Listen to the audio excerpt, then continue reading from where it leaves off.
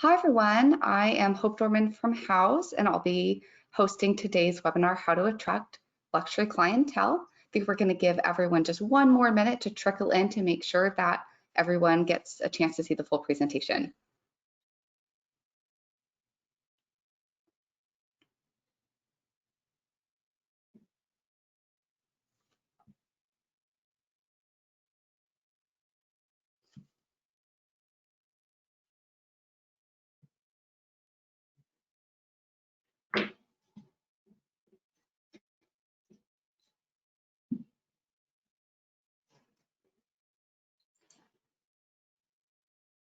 Okay, great. I think we have critical mass. So just want to do some housekeeping before we get into the webinar content. Again, my name is Hope Dorman. I'm on our marketing team here at Houzz and I'll be moderating today's session. So if you do have questions, please go ahead and ask them in the question section on the lower right-hand side of the GoToWebinar panel. And then that way I'll be able to respond to them and ask some of them in the session to Wendy and Mark, our great guests here today. If you have any issues, we will be recording this and sending this out later. So if something comes up, do not worry. We will make sure that you get a copy of the presentation later. So with that, let's go ahead and get into our agenda. So first, we're going to do a quick introduction of our guests. We're going to talk about what luxury really means. We'll talk about the look, the sound, and the level of luxury, and then we'll have some time for Q&A. So our first speaker today is Wendy, so I'd love to give her a chance to introduce herself.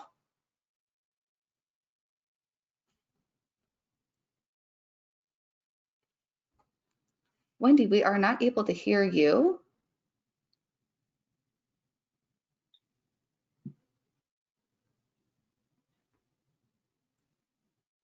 Wendy, would you maybe want to call in so we can make sure that we get your audio?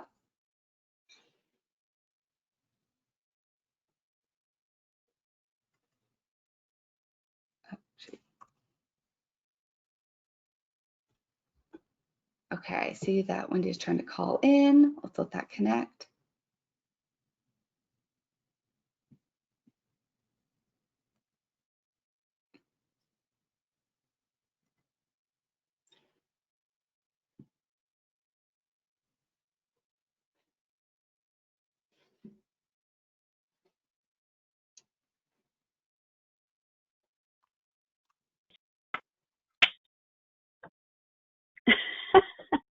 Here we go, Wendy. We can hear you.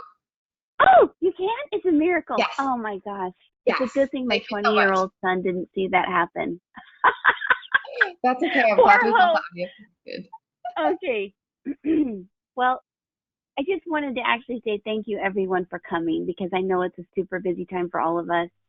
It means a lot that you would choose to spend this hour with us, and we really hope to give you some great content that you can work on in your free time to boost your profile on Houzz and have better results. Just little things that we've learned, and we hope that it works really great for you too. Great. So Wendy, can you tell us a little bit more about what you do? And I know you've recently won an award. I'd love to give you the chance to promote that and brag about that a little bit. I'm an interior designer in the Central Valley in California. I've been a designer for 14 years. I was president of the ASID, Central California, Nevada. It's my second career. I started as a single mom, and I'm very grateful. This profession has been really, really good to me. And the award that Hope is talking about is the ASID Best Residential Bathroom of the Year for 2020. And it was really fun. And the client was amazing. And she found me on Houzz. And perfect. Now that that's done, she just bought this beautiful cabin in Bass Lake. So we're gutting it and redoing it and building a bunkhouse and all kinds of fun things. So it's really nice. Amazing. And next up we have Mark Mandilaras, our general contractor here on the call with us today. Mark, can you tell us a bit about yourself? Yes, thank you. So I'm a general contractor originally from New York. Took over a family business, and then I just recently, about 6 months ago, we became bi-coastal, and now we are located in all of California, licensed with the California State License Board. And we're doing a lot of home interior renovations, and that's how I met Wendy. Excellent. All right, let's go ahead and jump in and let's define luxury. Wendy, can you take it away? Sure. So this slide actually is kind of the byproduct of a presentation that I gave with Liza at KBIS this year. And if you guys haven't had the chance to go to KBIS, when it's safe to go and you want to, I would really encourage you to do that, because there's all kinds of amazing products, but a lot of really great learning opportunities and continuing education. So Liza and I did a talk on how do you work with a luxury client. And I think a lot of times people think luxury means movie star, and that's like their only definition of what luxury means. But luxury in my area means self-made, farmers, medical professionals. It's not a movie star. It's just something that's totally custom to that client. So it's a lot more broad than you might think, and it's not as unattainable too as you might think, or inapproachable or stuffy or exclusive. It's really open to any of us who would like to try to work in that market. It just means that the way you present yourself has to be a little bit different.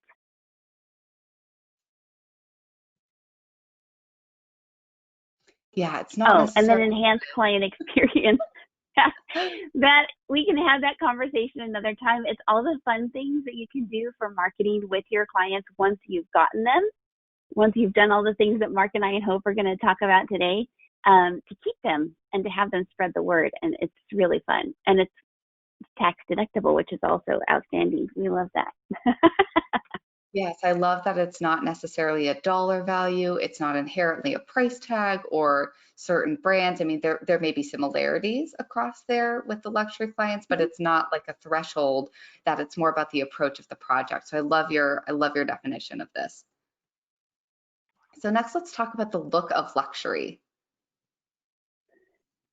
So when Mark first reached out to me, he had read a little article that had been written about the talk that we gave, and he wanted to boost his brand in LA. And so he just reached out of the blue. He was very brave. So obviously he's a go-getter, which is terrific, and which is you need to be in this industry. And he said, well, how can I, would you mind talking with me about my house profile to help me kind of figure this out? So we came up with a few things to do. And the first was, how does your page look? What does your photography look like? And then what is your portfolio like? So there's really kind of three components of a look of a luxury brand on your house profile. Let's take a look at that for Wendy's profile here. So this is after years of learning how not to look like and just starting. All kinds of webinars and CEUs and trial and error. And so I don't want you to think that, you're supposed to wave a magic wand and poof, you're going to, because that's really not fair. But some things that are present here that Mark didn't have, but now he has now is, the banner photo. You pick your banner photo to fill that frame completely. And then a lot of times people just put their company logo for their profile picture. But a luxury shopper, as Liza and the research team at Houzz discovered, they want to know who they're going to be talking to. So it's better to use a profile picture of you or the principal of your firm, because it personalizes things. In a luxury environment, people don't want to buy from some, vague brand. It has to be a personal story. Right. I love. And then you'll see too. Oh, sorry. I was to say, I love how this profile has everything filled out. I mean, there's not a blank section here that any homeowner who's going to be spending and making a big investment in their home, they're going to be able to learn so much about you. They're not going to be left with any questions. So I think that really speaks to how much you've put forward to your clients. And as you said, it's not overnight, it takes time. But this is just a really standout example of a house profile. And so I do want to show, now we've got Mark's profile, and I think this is the before shot. So I'd love to hear from Mark what improvements and what tips Wendy offered you, and then the changes that you made, and then we'll show the after photo. So when I first got into advertising with Houzz, which has been amazing, I was just typing in pretty much everything that I do: kitchen, molding, tile, painting, decking, foundation, anything. So that's why it's so cluttered right now. So then I reached out to Wendy, and she very nicely took my meeting, very graciously, and she explained to me that less is more, and if we minimize it, then it won't look as clustery, and then it can basically just pop, and that's how we'll be able to attract more views and more luxury clients and make it a little more personalized, which is what we did, and it worked. Oh. Well, it was cute because he had the long list, and this is something that my parents would say or my grandparents would say. So, but I remember them saying things like, "Oh, he's a jack of all trades, master of none." And that's not the impression that you want to give. I think a lot of times too, when designers and contractors are starting out, they want everyone to know every little tiny thing that they do. And so they put that out there, but that also gets them the tiny projects. So a luxury client is going to know if you're a high-end contractor, you can do the deck. If you're a high-end designer, you're going to provide a custom cabinet solution. You don't have to check every single box that's on Houzz, because that laundry list Also, kind of. if I can jump in, Yeah. if you do check every box, you're going to be getting so many handyman calls where you won't get that interior renovation for like a whole home, because all the leads won't get filtered through a general contractor. They'll call you for base moldings or something. So, if you just stick to the basics like bathrooms, kitchens, general contracting, then you'll get that full renovation lead, which is what I am looking for as a general contractor. Right. And then that way, those who are handyman or are service providers, or they are, maybe willing to take on those smaller projects to build their portfolio, go ahead and click those. But yes, for these big projects, the big renovations, you can just select the most, the broader categories, and you'll get the jobs that you want. But I really wanted to call attention that, now on this after photo, we see a cover photo that shows a beautiful kitchen. We see multiple projects with great photography. We see a kitchen, we see a bathroom, we see like a whole room.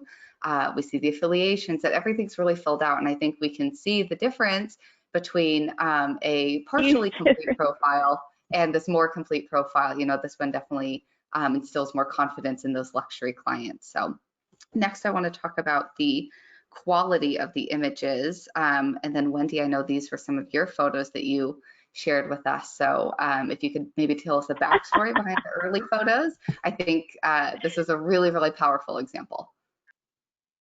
Well, in the beginning, I just didn't know what I didn't know.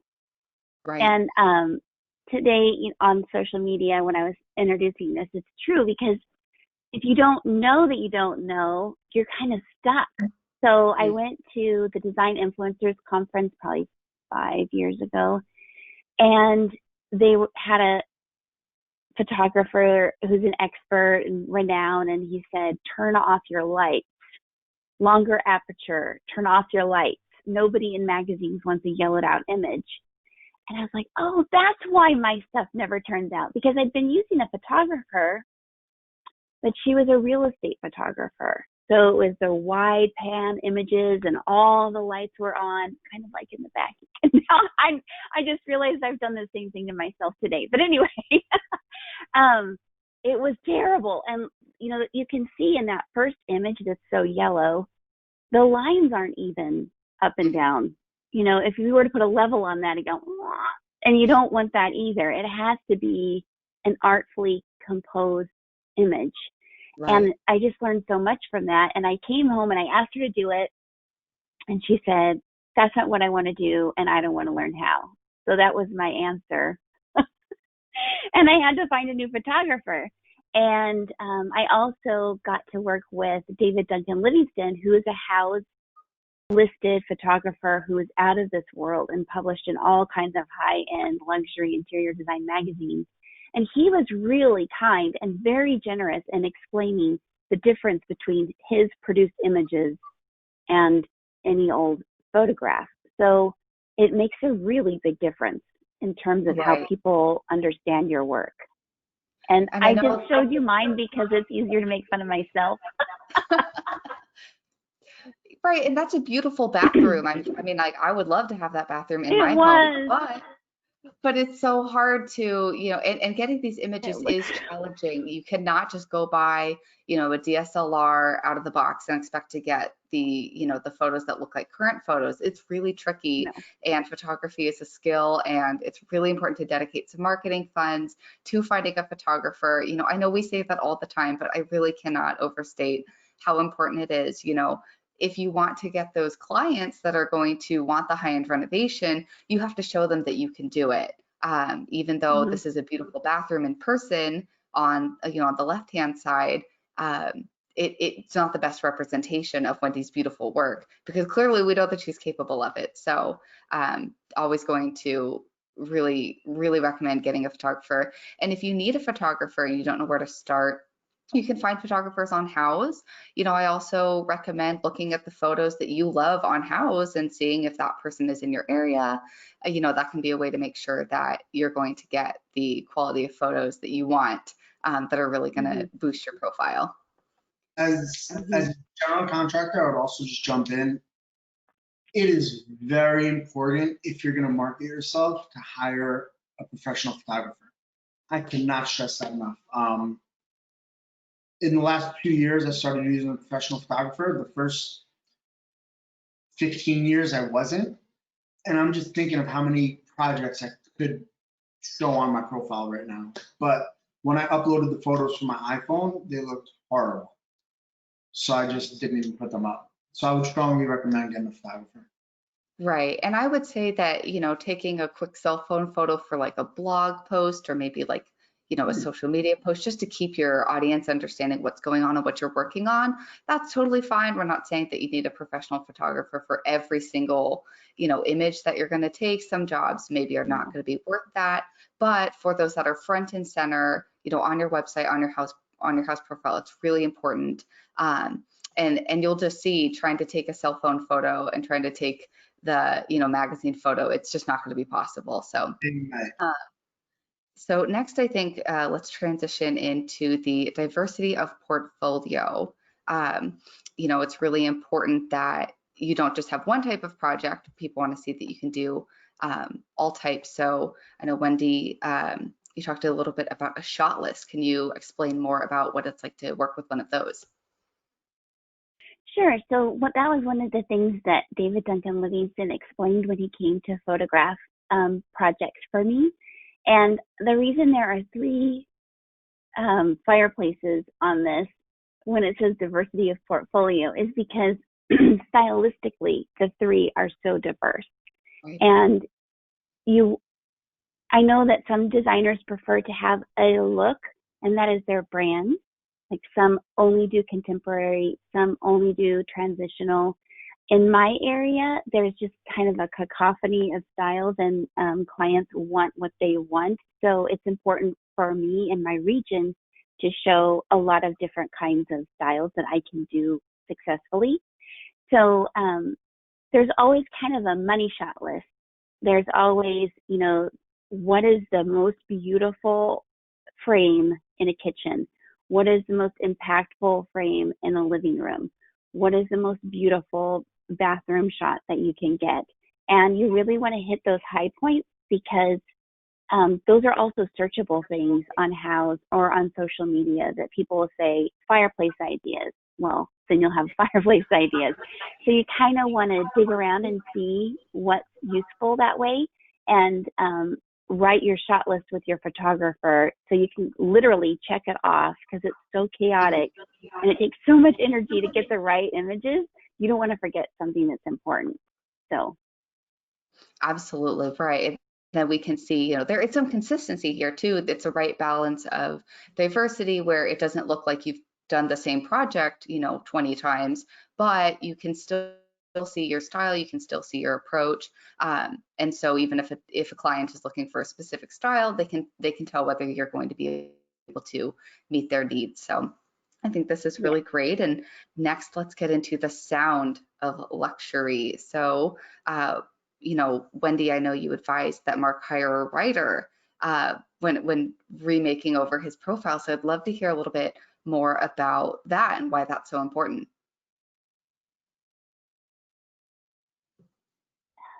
So when we talk about this, I first want to say, one, I learned all of this from my parents because my dad was a jewelry designer and my mom ran the business and did all the marketing.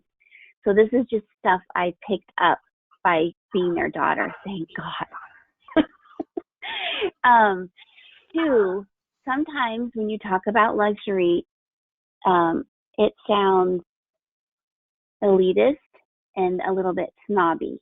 But I just want to remind the audience that we're talking about custom to the needs and aesthetics of every client. So it's actually, it's a level of sensitivity to people that is not present in other things.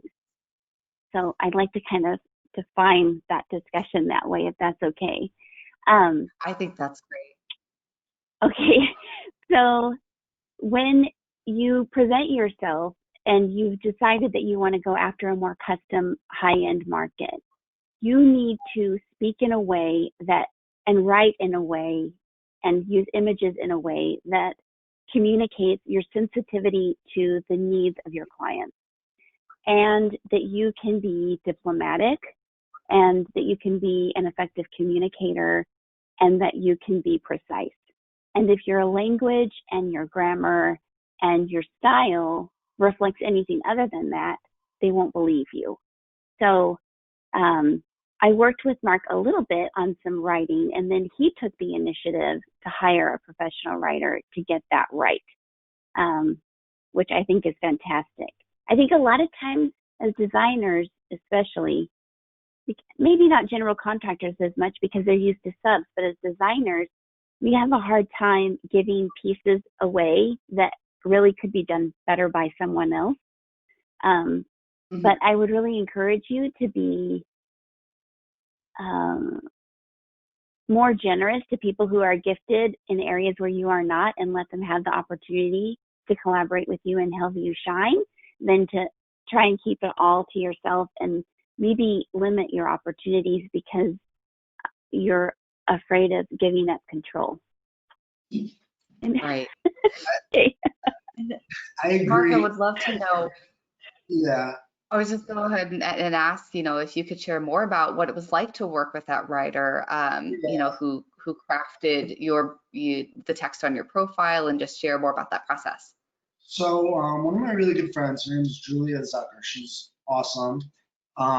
She's a professional writer. So when I was writing my profile, I wrote everything, and it was my story. It was great, but I'm sure my grammar wasn't where it needed to be.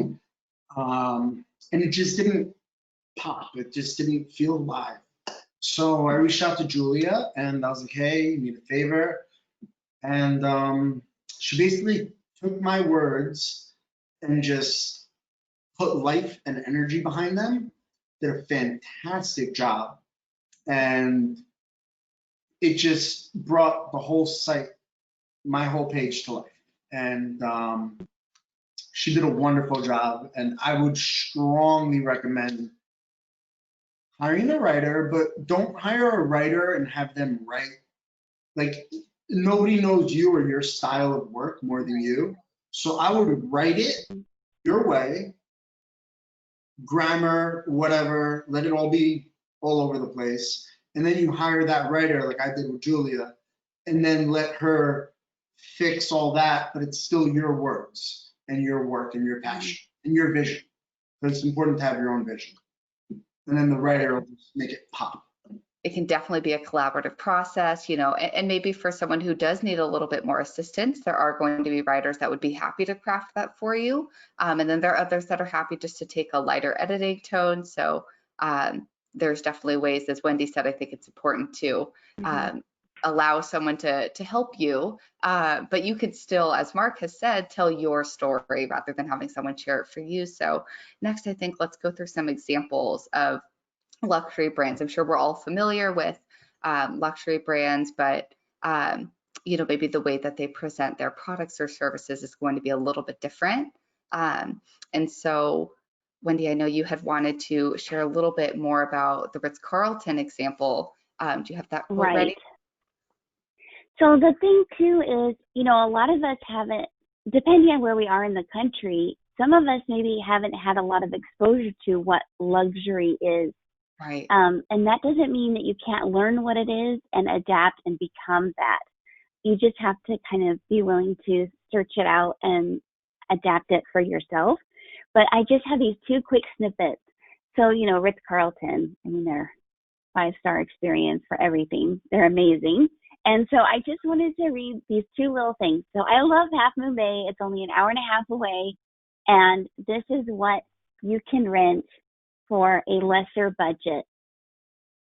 Property description from this little hotel that I can't name because that would be mean.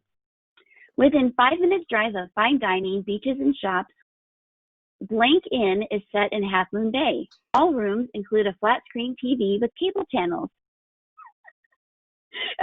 At the inn, each room has a desk, a coffee machine, a microwave, and a refrigerator. Every room has a private bathroom.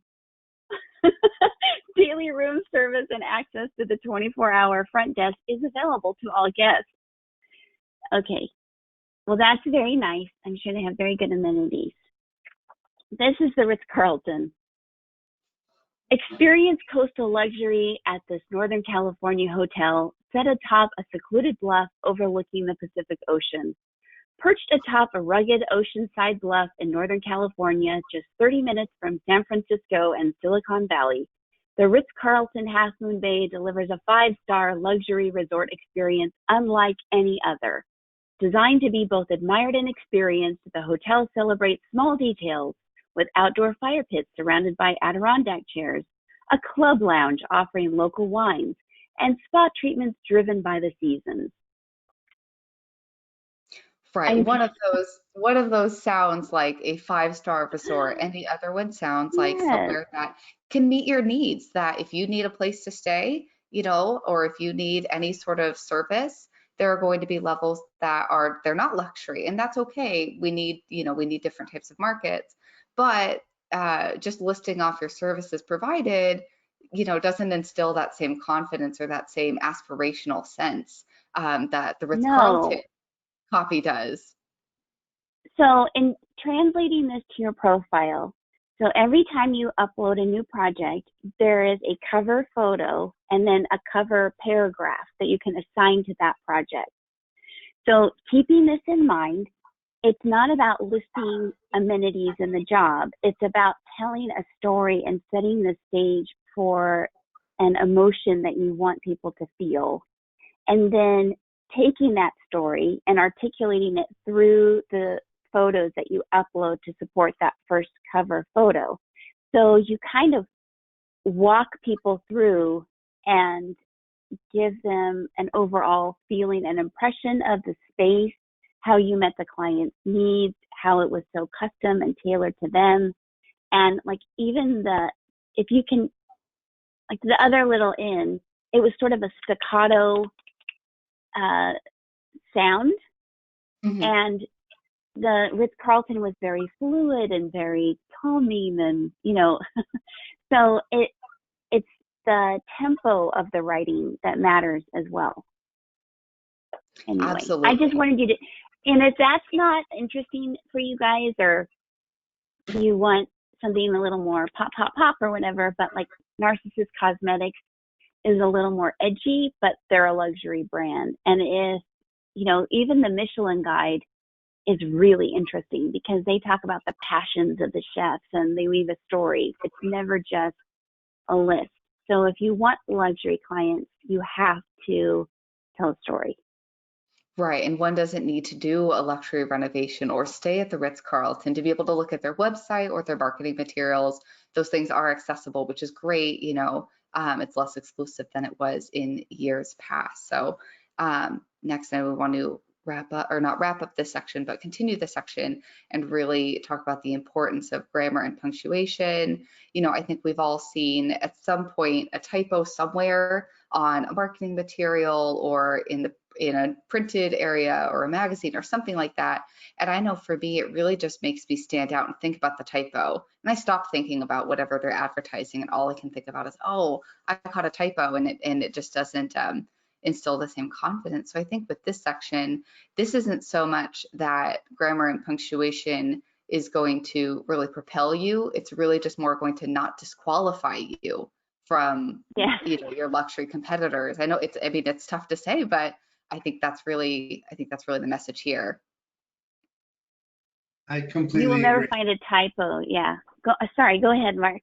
No, I was just gonna say like that's where I was when I built my website and when I built the house, because I did them both at the same time. And that's when, Julia came in and just took care of all that for me and removed that headache, because that's where I was gonna be stuck. So. Right. And I don't think ton of attention. Everyone was like, oh, everything is written so beautifully. Like it just worked. Like Wendy was even like, wow, this is amazing. It was day and night from the first time that she saw it. Uh-huh. Right. So, when you're going to be making those posts, whether it's a blog post, sending out like a marketing email, even if you just get somebody else to read it, to proofread it, it's really important. No one is perfect. We all make mistakes. I am a marketing writer here at Houzz, and I have 1, 2, sometimes 3 people, read the content that I produce for us, just to make sure that everything's all up to par. So, whether you're hiring a writer like Mark, or if you're trying to DIY, even just getting a proofreader, I think is going to be really important, just to catch those typos. And then I know, Wendy, we talked about the less is more approach. And here's a really great, head-to-head example. And this is from Mark's profile. And this, on the left-hand side was the before, and after we have fewer services provided, which leaves more room for Mark to tell his story about his business, Yes. rather than, try to say that, yes, I can do shower door installation. Like, of course he can. He's a general contractor. Look at all those services. That is insane. Yeah. You're a super competent guy. I mean, I'm like, hey, I do it all. Flooring. I mean, I don't even know everything. Custom homes, but and then on the right, bathroom remodeling, home additions, extensions, home remodeling, kitchens. And then I can also show, like you said, my story, which I think is very important to personalize with your clients, because especially if you're meeting people online, they really, from what I gathered, Wendy, I'm sure same for you, they want to know about you. They want to know that, they want to know your story. They don't want to just feel like they're hiring a stranger who can just do everything. Like, if that makes sense. I feel like they want to get to know you. Right. It's kind of like a dating profile, if you want to be honest. And I kept thinking about that. Because the more I think about our work together on this, I'm like, it's kind of like a dating profile. There are certain people I do not want to call me, so I do not write to that person. I write to a different person. And that's really what it is about. I mean, it depends on your dating style, I suppose. But, I mean, the law of attraction is important. What you put out there is what you get back. And you kind of have to take responsibility for that. I mean, well, anyway, I could go into it, but we won't. I've been on a bunch of dating sites in my life. You really do want the person to feel like they know you, or they feel comfortable with you, and you put the story out there, and then you want it all to gel together. And then because don't forget, especially a general contractor, I'm not sure how it is with designers, it'll go out to like between 3 to 5 leads. So 3 to 5 contractors are going to call you. So whoever has the most personalized page with a personalized story, I think will get at least the first shot. And then, you take it from there. And if you're a personal person and you know how to talk to people, then you can get the job. Right, especially at that luxury level where it's a big project and you're going to be forming a relationship and working together for months. And especially if it's a really big project, you really want to instill that confidence and impress those clients. And that's not to say that if you want to focus on, luxury kitchen remodels, that you can't take that flooring project if you're just trying to find ways to fill the schedule. Oh, yeah. If one comes your way or you get referred.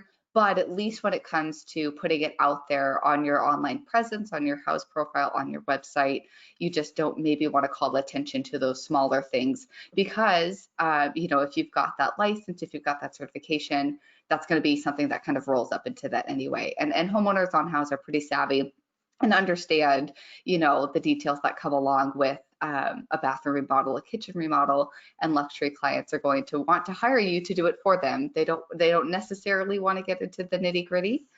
They want to entrust you and hand that off. So I think this is really great. Talk about the sound of luxury. Now let's get into the level of luxury and talking about credibility.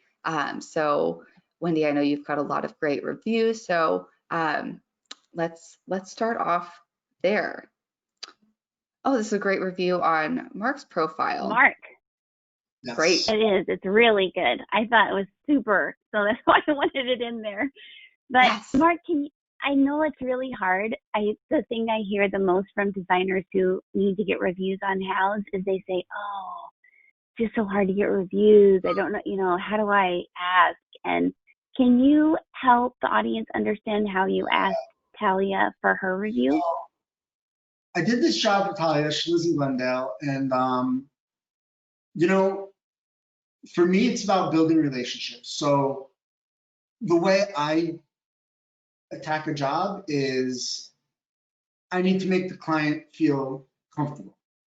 Because anybody can hire a contractor. What the client wants, from what I've experienced, is to feel safe and to just, if a problem comes up, you attack it, you don't hide, you always pick up your phone. Communication is number one.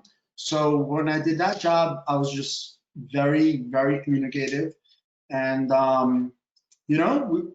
obviously you're going to hit a couple speed bumps. And as long as you're there and you just take care of it right away and you pick up your phone, and then you just communicate. And that's, I guess, what I did really well on this with this review. So when I was done with the job, I said, hey, look, do you mind, if I send you a link to a review on Houzz? She goes, no, of course. And I sent it over, and then it was a great review. So I think for me, what's important, and if you look at most of my reviews, it's mostly on the communication level, because that's where I feel like I excel the most. And that's where I think it's most important, trust between a client and a contractor. Yes, I've got some great data points about reviews. So we love our house and home survey. And one of the first surveys we did, we asked about the top hiring criteria when homeowners are selecting their renovation pros. And the number one criteria for hiring home renovation pros was reviews, not cost, not experience with a similar design style, but reviews. I mean, it's really that social proof that can instill confidence that you're the right pro for the job. And what we always love to advise all of our home renovation pros on Houzz is when you're asking for that review, prompt them to talk about something that you'd like to highlight on your profile. You're not writing the review for them, but you're asking them to speak to something that's more than just beautiful kitchen. That's important, and that still helps. You get the rating and you get the numbers, but the content of the review can really make a difference. And so as Mark said, he likes that his reviews can speak to his effective communication. And so when you are filling that review request, don't be afraid to ask your client to speak to something specific that you worked on together. So that's a really important way that you can, yes. And I've heard that advice over and over from Houzz, and I think that's good, but I also think the review sounds more genuine if they write it. Like what we were talking about, our profile and the writing, and Mark said, write your own story and then let someone clean it up for you. But I kind of have always struggled with that. And so what I've asked is for people to, this is kind of how the conversation goes. So at the end I say, oh, hi, so-and-so, you know, I just love this so much. And you know, what's really important as a designer is to help people understand what is it like to work with me and what has your experience been. It just helps people know what to expect and whether or not they even think it'd be a good fit. Would you mind taking just a couple of minutes to leave a review for me, because it would mean so much and it would help set the tone for other clients who may be looking at me. And then they write what their highlight was, and it seems more genuine, and it's not really hard. I've only had to like triple ask maybe 2 clients to do it, because they understand, like if you articulate to them, this is really how I get business, is for people to understand what it's like working together and how it feels and how you felt. They usually do it because they understand that it's critically important. So that's just another way you can try, but it has worked really well for me, and I've been very grateful for people who've spent the time to do it. So Right. And you're still to a slight degree coaching them by at least sharing what the reviews mean to you. You know, obviously right. we're not suggesting that someone write it for them or get really, really nitty gritty, but you know, in your case, you're not just sending the email off that says, please write a review. You're taking a No. little bit of time to, you know, work with the client I and asked them first. Like I just finished a job maybe last week, and her name is Sherry. And I asked her, I said, hey, you know, would you mind me sending you an email so you could write a review?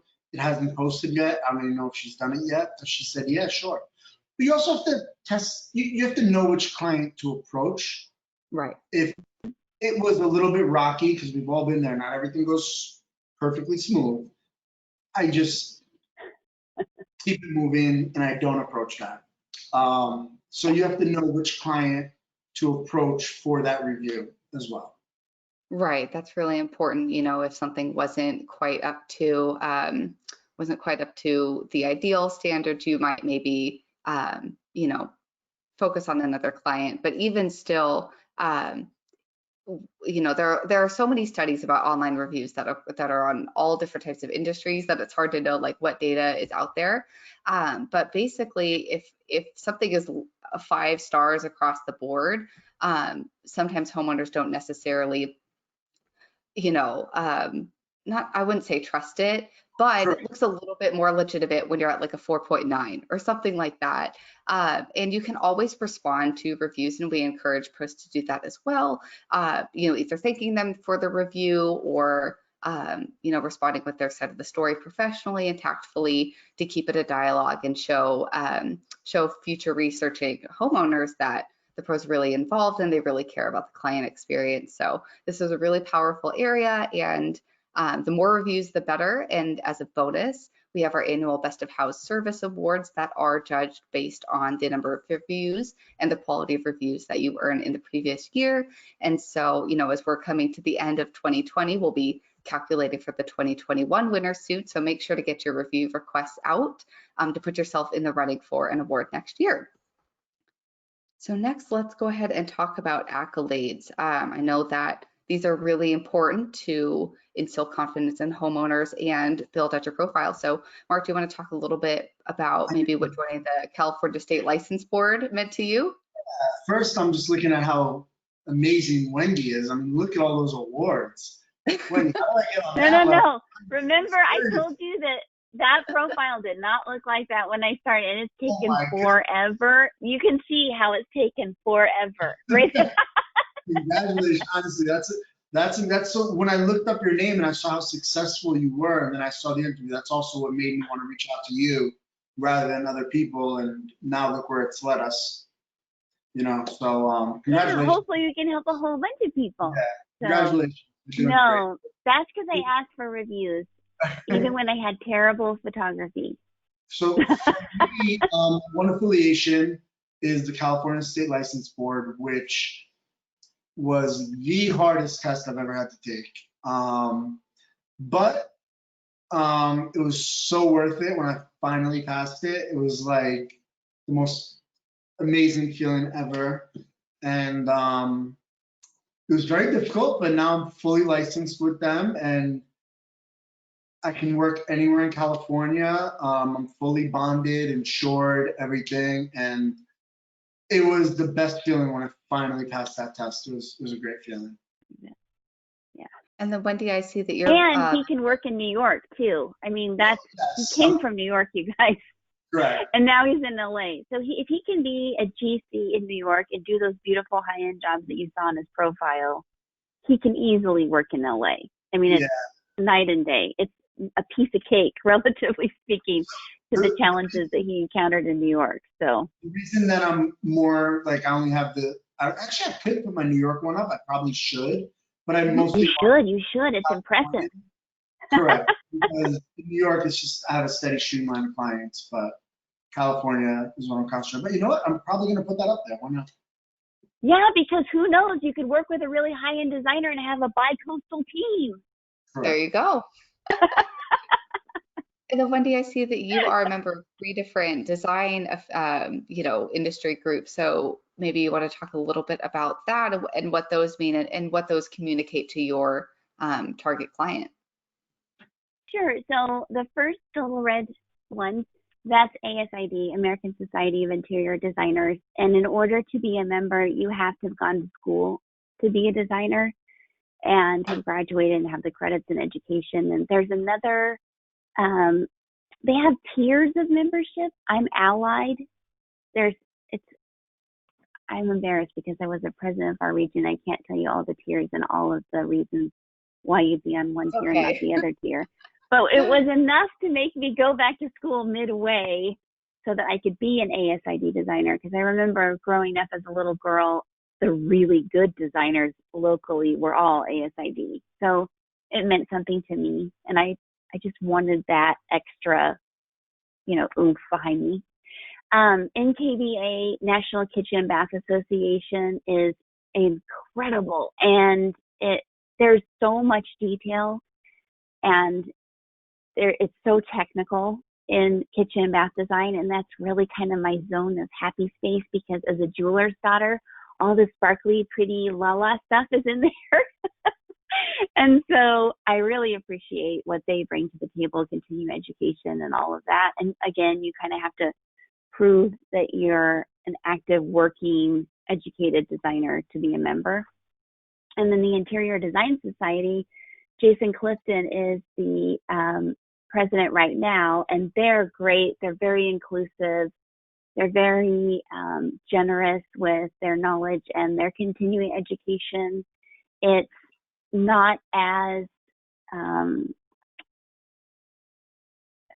technically challenging to be a member as it is in ASID. So it's a nice way for people to have a professional affiliation without the whole, the rigor of ASID, if that would be interesting to you. But the other really nice thing about it is that even virtually through COVID and everything else, all of these organizations have continuing education, have like a coffee hour or a cocktail hour, or you stay connected because especially in luxury, I'm sure Mark will tell you this too, you are going to have challenges that you don't know how to solve. And if you have friends in these organizations that you can call to help you, it feels really nice to have a team of people that you can trust, that you can call on. Absolutely. And there are so many different, types of organizations and different types of memberships across all different, expertise within the renovation industry. I've seen a lot of them just working at Houzz and going on a lot of different Houzz profiles throughout my time here. And I think that they can really communicate to the luxury market that, you meet the standards, you meet the codes, you're the best of the best in comparison to someone who maybe quite can't take on that high-end kitchen remodel or is still working towards that, which is totally okay too. And so I think that is a good note. I see we've got this last quote here that we want to wrap up, and then that we will have some time for some Q&A. Yeah, and I just, to that point, the last thing, Hope, when you say, well, maybe, you know, you're not ready for the big fancy kitchen. You know, when I started, when my photography was bad, but I did cute hall bathrooms, you know, I think it's, looking back over the last 15 years, if my very first job had been an extremely high-end luxury kitchen, that would have been bad. Like it's terrific to grow in competency and education and skill level across everything. So how do you speak with contractors in a diplomatic way so that they know that you're not there to make their lives a living hell? How do you communicate well and clearly with clients? How do you build a team that believes in you and you all trust each other? Because to do a kitchen like that, you have to have so many people that you trust who can execute a beautiful job and have the same values as you, that it's nice to be able to evolve into it. And I think sometimes people, like I had a gal say to me once, oh my gosh, you know, I would love to do a kitchen like that, and I just don't know how you get those clients, and I don't know how I'll ever be there. Well, I didn't start there either, thank God. I mean, that was a protection of Almighty there, because if I had started there, it would have been bad. So I just don't want to give anyone the impression that you really need to be at my level. I just want people to understand, if this is a level you like to operate in, these are the tips and tricks that you can do now to prepare yourself for the area where you want to work as you evolve as a professional. That's all. Right. It is a journey. No one is expecting that suddenly you'll That's change the your whole truth. business model overnight. But just it's gradual, and the more that you can do to get Yeah. yourself where you want to be, the sooner you'll get there. And it does Yeah. need to be an intentional process. It's not just something that will happen with a few clicks of a button. It is a process. And so going into our top tips, I love this: maintain current, spectacular photography, put it out there. And current is really important. You know, you want to make sure that you're updating your photos from time to time, showing homeowners that you are active. And you want to keep your message consistent. I think that's, you want to make sure that no matter where the homeowners are researching you, that they know who you are. So whether that's your blog, your social media, your house profile, keep it uniform, and make a really good impression there. And then follow up personally. Do you guys want to speak to that, as you are the renovation professionals here, and what that means to you? Yeah. For me, following up, going back to that review with Talia, that's the only way you have to do. You have to, if I can stress anything on this from a contractor standpoint, whether it's you're doing $1 million job or a $2,000 job, communication, number one. Follow up, pick up the phone. If things are going wrong, always pick up the phone. If things are going right, obviously always pick up, but just always follow up, and it will lead to success. It's guaranteed. You follow up, you keep a line of communication during good and bad times, you will be successful in this business, guaranteed. Mm-hmm. Love that. I agree. I went to a lecture once, and the gal was like, the secret to being successful in this business is to answer the phone. I'm like, It really is. people don't answer the phone? People don't take No. accountability or responsibility. And once I realized that, I thought, oh my gosh, it's really not that hard to distinguish yourself if you're willing to just take responsibility. It's answering the phone is such a thing, like that people, because a lot of people that I know obviously are in the construction business. Let's say you order a faucet from Kohler, right? And then a part is back ordered 2 weeks. I'm actually dealing with that right now. The client's moving in 1 week. He's not going to be happy. You answer your phone, you tell him the truth, you put in a temporary faucet if you have to, wait for that expensive Kohler item to come in, you make the switch. He's going to be unhappy, but at the end of the day, he's going to appreciate you for picking up the phone. you'd be surprised how many people just do not pick up the phone. All people want to hear is the It's truth. like they're scared. Like, it's like they do this turtle thing. But that doesn't solve anything. Like, it's still there. The problem is not going away. And that's why contractors are, it's a hated industry with some clients. You know, I guarantee it's 50-50. If you say, hey, do you like your contractors? A lot of them will say no. And I really guarantee you most of that is because contractors don't answer the phone. So that's the advice I'll give. Communicate, even if it's bad news, you will succeed. Yeah, that is that service level that high-end clients expect. You know, if they're going to be spending a significant amount of funds with your business, that they just want to be able to get in touch. And that doesn't mean to say that you need to be on call 24/7. You know, you have a life and you have time that you need to sleep and spend with your families. But you know, they do want to have that level of communication, and I think that makes the difference in providing that great client experience. It's not just a high-end client. I mean, as a human, right? You want of course someone to care about you and take care of you. Period. I don't care who you're serving. If you're at a movie star level or you're doing a hall bathroom, that the value of the person and their experience matters. And so I would hate for, I don't know, everyone needs to be treated well. Right. And then sorry, I feel very passionately about this.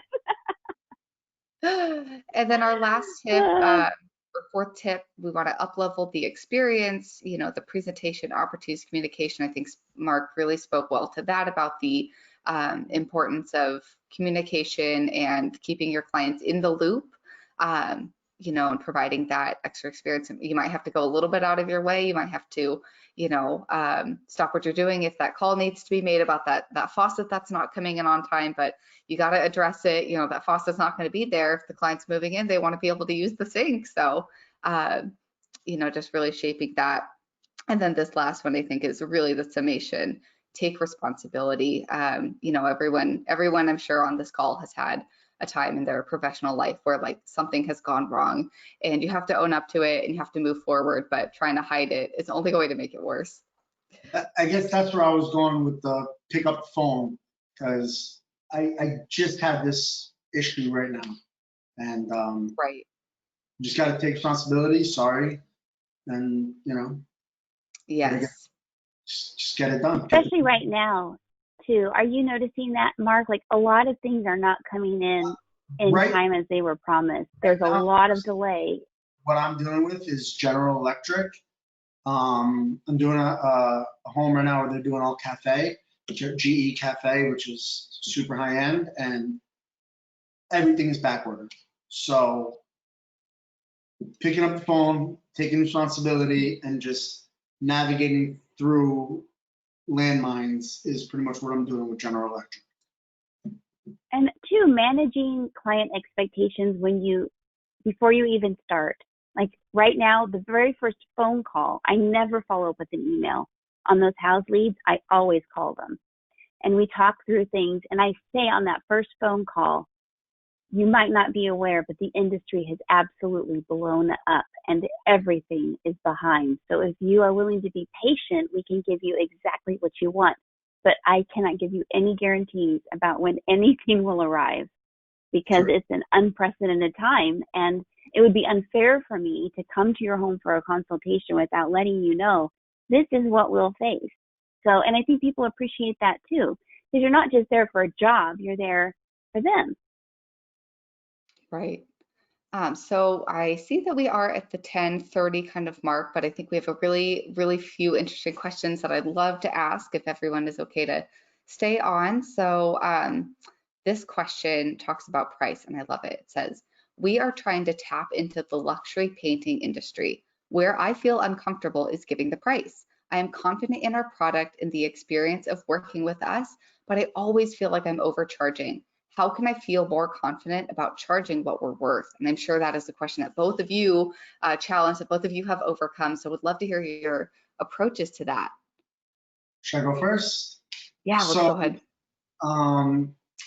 I would break down the labor, because labor is going to obviously be the most expensive part. I'm assuming there's going to be a whole bunch of skim coating and making the walls very straight. Probably putting some corner beads up so all the corners are perfect.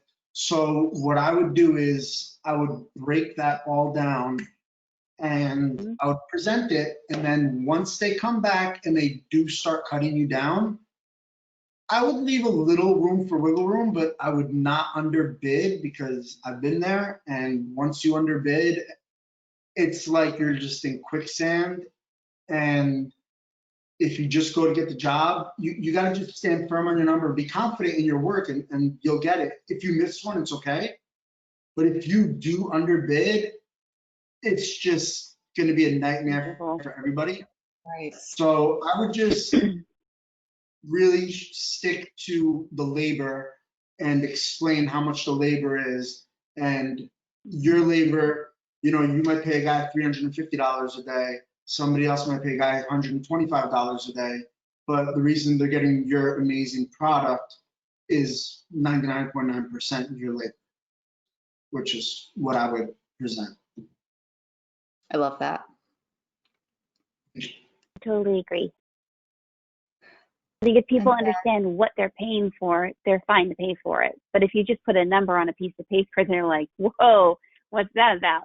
So delineate what is involved. Like for kitchen cabinets, you have to prep the cabinet, prime, sand, first coat sand, second coat sand. And I would just write it down and just say, this is what's involved in giving you the best quality product. And that is what our company is about. So this is what it costs to get all that done. And people will appreciate just that you took the time to explain to them. Right. Really important to defend the value of the products and the services. And that way it, makes sense for the client, especially because I think sometimes we forget these people that are our clients. They may only do a project like this once in their life. They're not experts. That's why they're coming to you. And so taking that extra time to really, instill what goes into the project, I think could help when it comes to charging that higher price tag.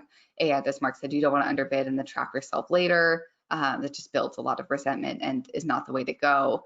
And there are always going to be people who can afford it, the luxury in it. And if they can't, then, maybe you find a way to work with them. Maybe you don't, depending on your schedule. But that was a really good question. I would say you don't.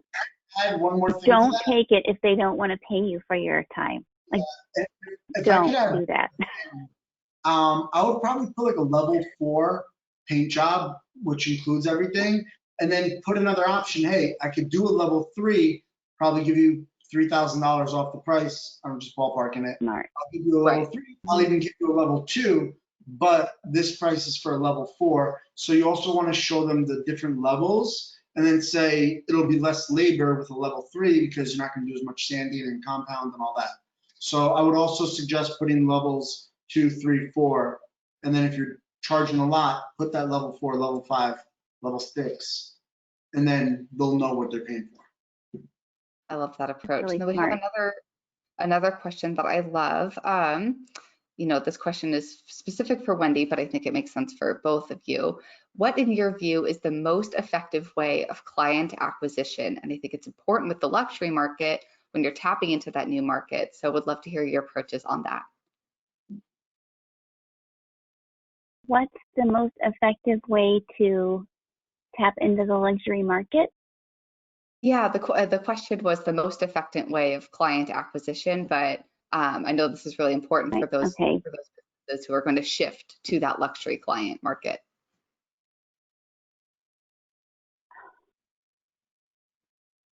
I don't think there's just one thing. I think that's the key.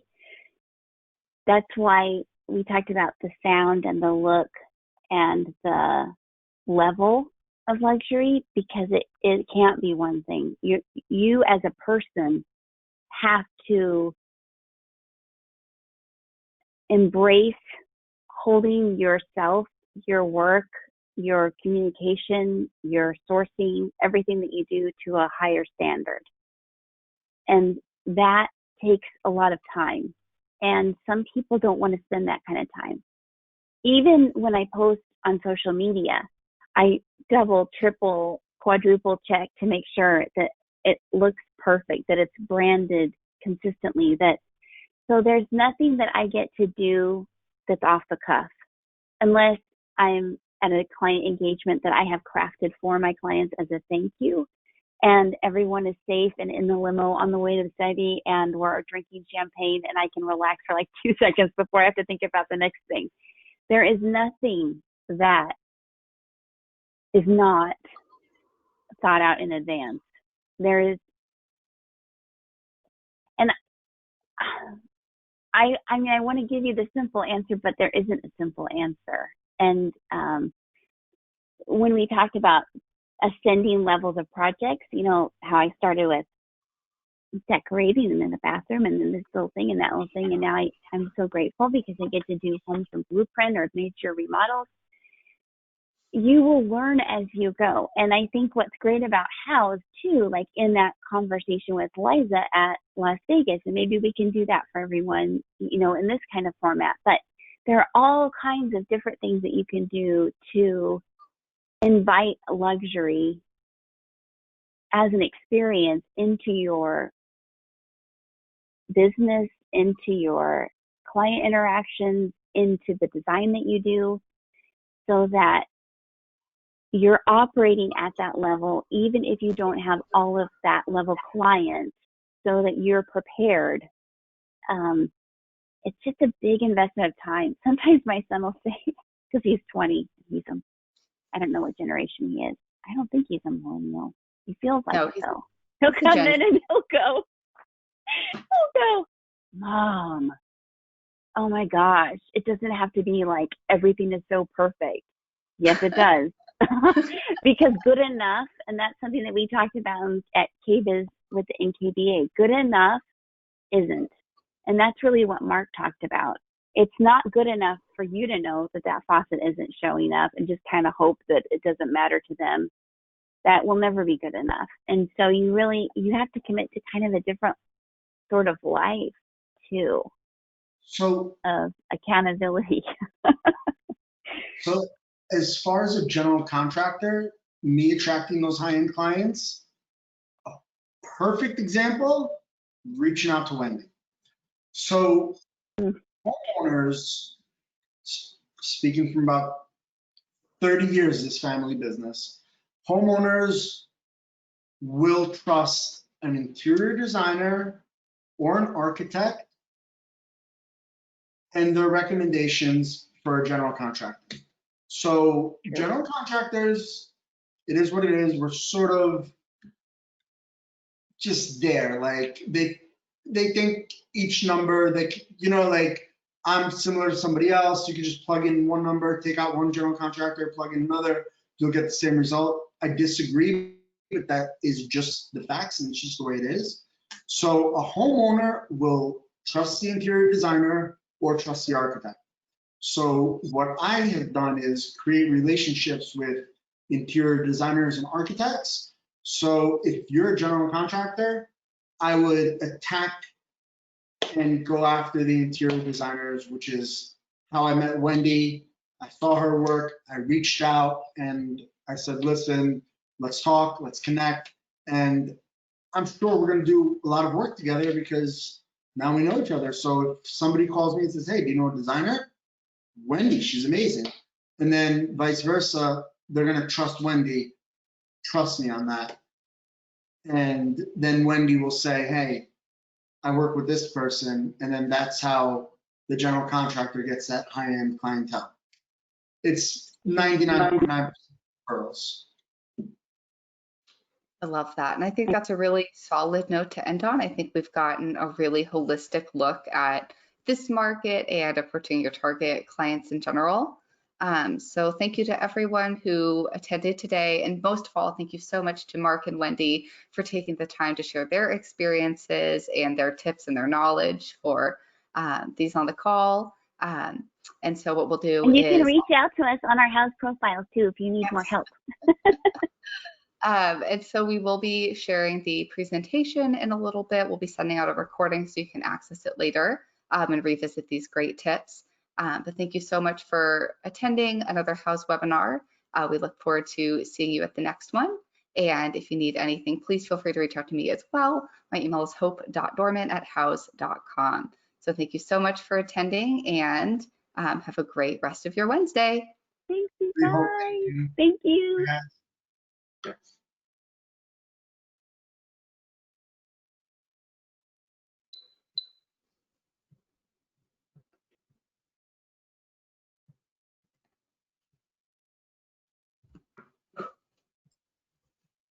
Mark, No, it is it's so just- good.